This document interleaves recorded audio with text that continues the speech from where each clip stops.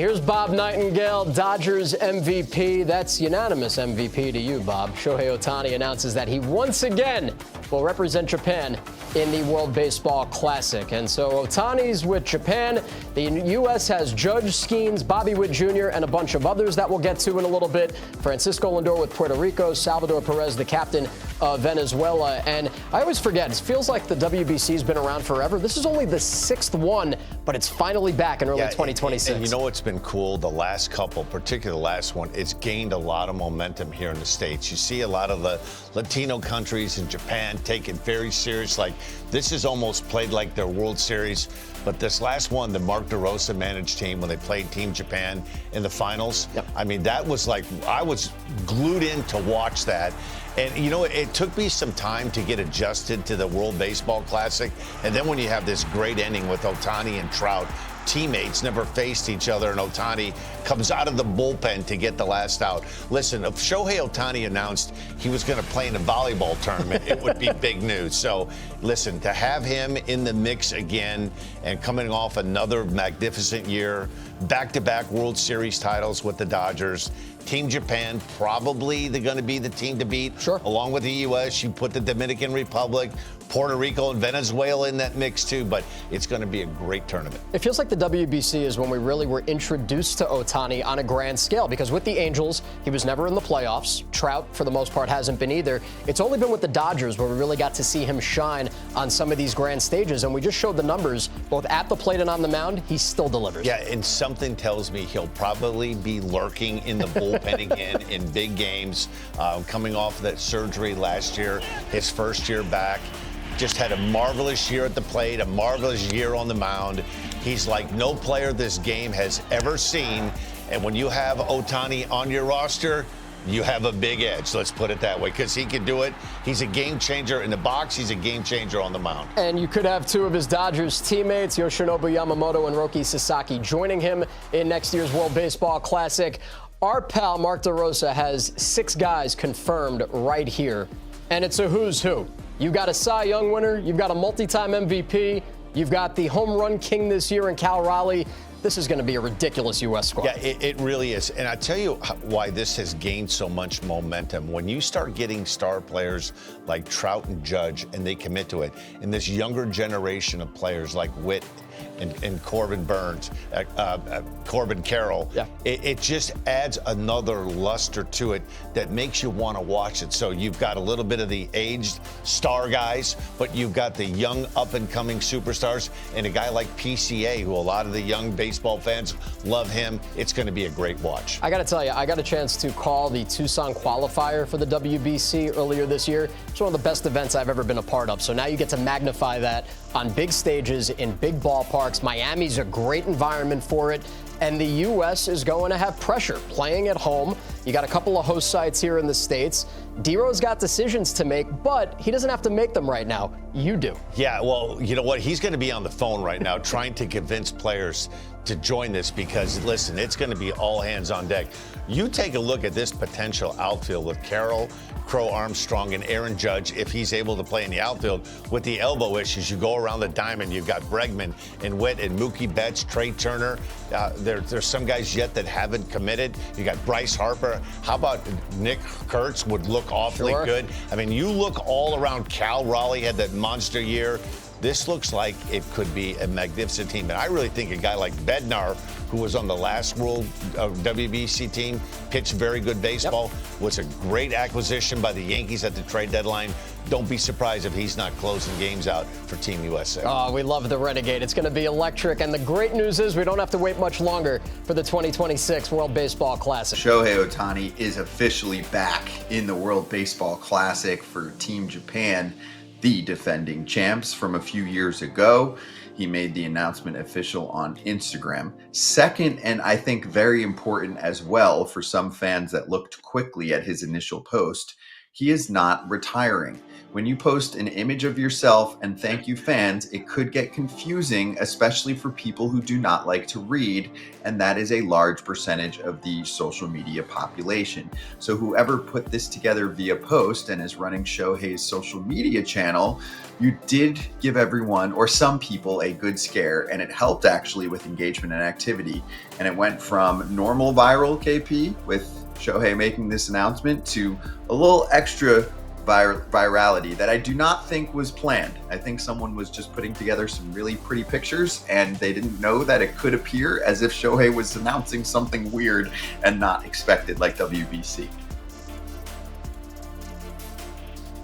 Or did they? I feel like whatever Shohei touches kind of turns to gold. It wouldn't surprise me if this was by design, because the obvious, the WBC post, great. Yeah, we knew he was going to play. Like, it's very great for the WBC to have its best players, and obviously players in other countries kind of salivate for the idea of playing for their country, hoping players from the United States, and they are starting to get better players. Paul Skeens, Bobby Witt Jr., Aaron Judge committing is great for what the WBC is. But the Dodgers post, on first glance, it looks like, is he retiring? Is he moving on?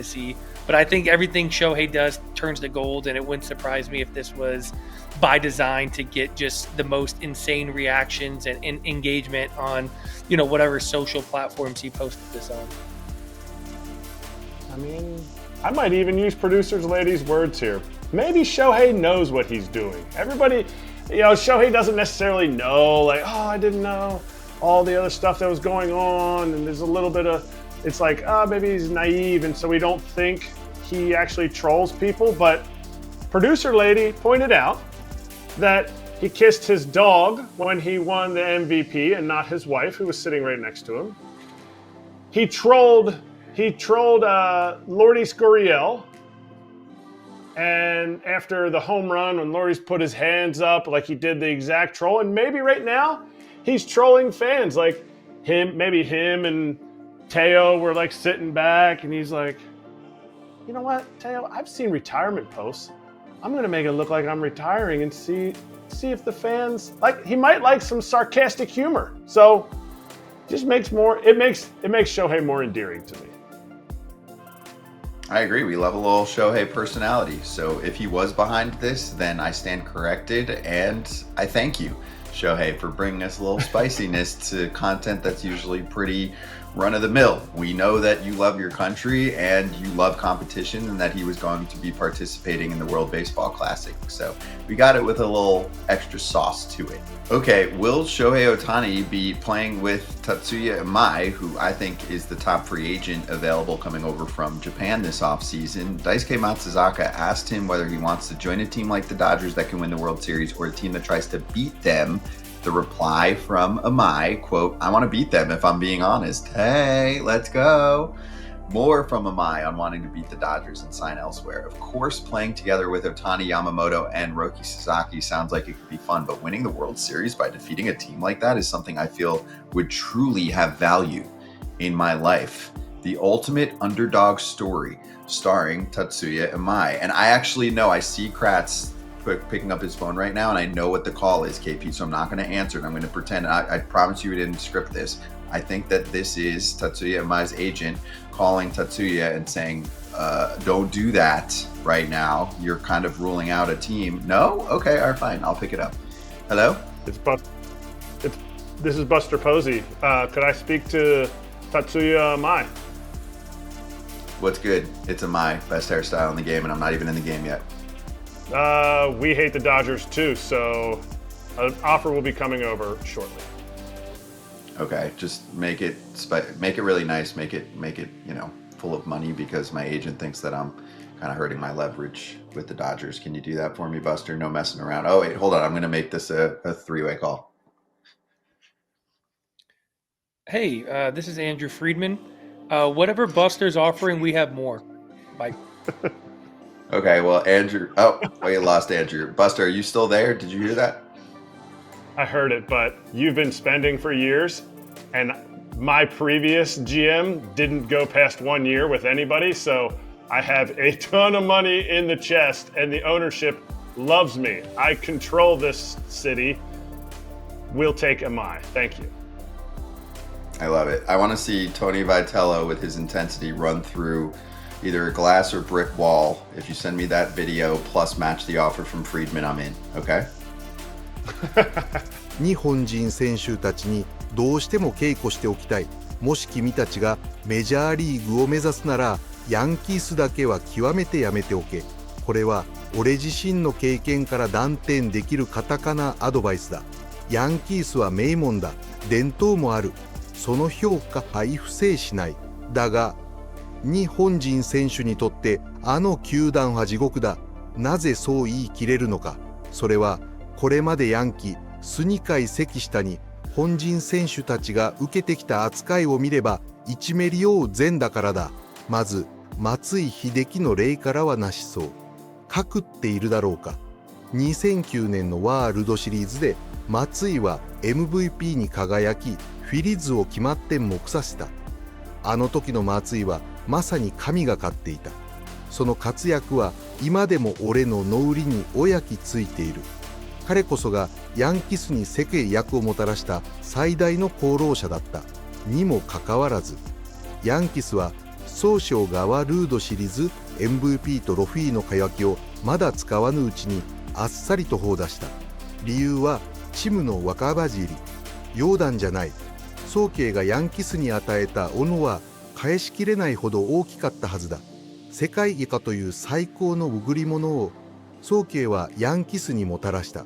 それに対してヤンキースが返したものは、君はもうよう君だという逃げたすぎるドゥコーだけだった。これがヤンキースという球団のやり方だ。俺はゾウチョがエンゼルスへ行きした時の表情を忘れられない。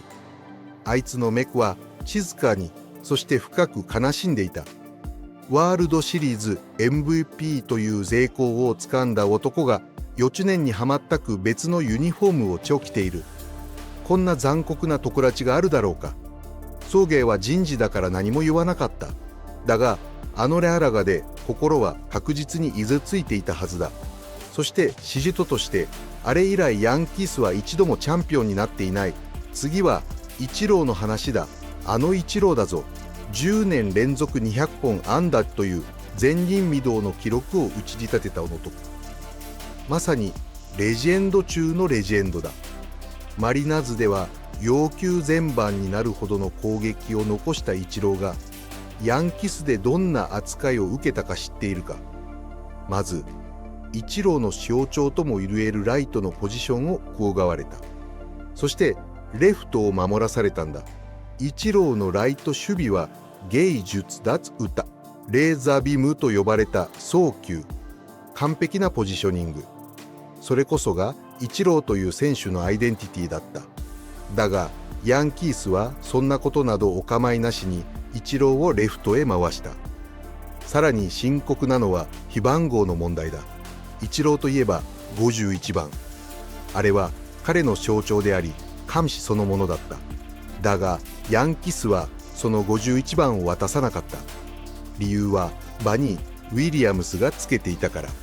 結局イチローは31番をつけることになった。彼は51番をつけさせてほしいと申し出たが拒否されたらしい。51番には彼自身が積み上げてきた膨大な思い入れがあったはずだ。そしてイラブの話は聞くだけで胸が痛む。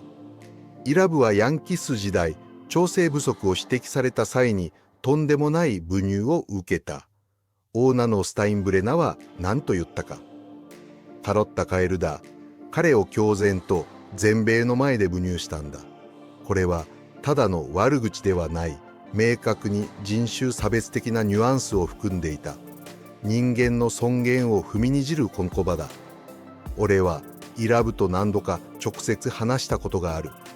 彼は本当に繊細でままめで怒り高い男だった。日本のプロ野球では絶対的エースとして君臨した男がアメリカではカエル呼ばわりされる。その極入がどれほどのものか君らには想像できるだろうか。イラブはその侮辱に耐えられなかった。当然だ。ププロ野球選手である前にまず一人の人間だ。イラブは結局シーズン途中でモントリオールエクスポズへ追いやられた。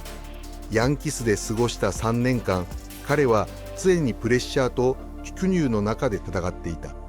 その後の彼の人生を思うと今でも怒りがこみ上げてくる。そして転着画の話だ。彼はヤンキースのエー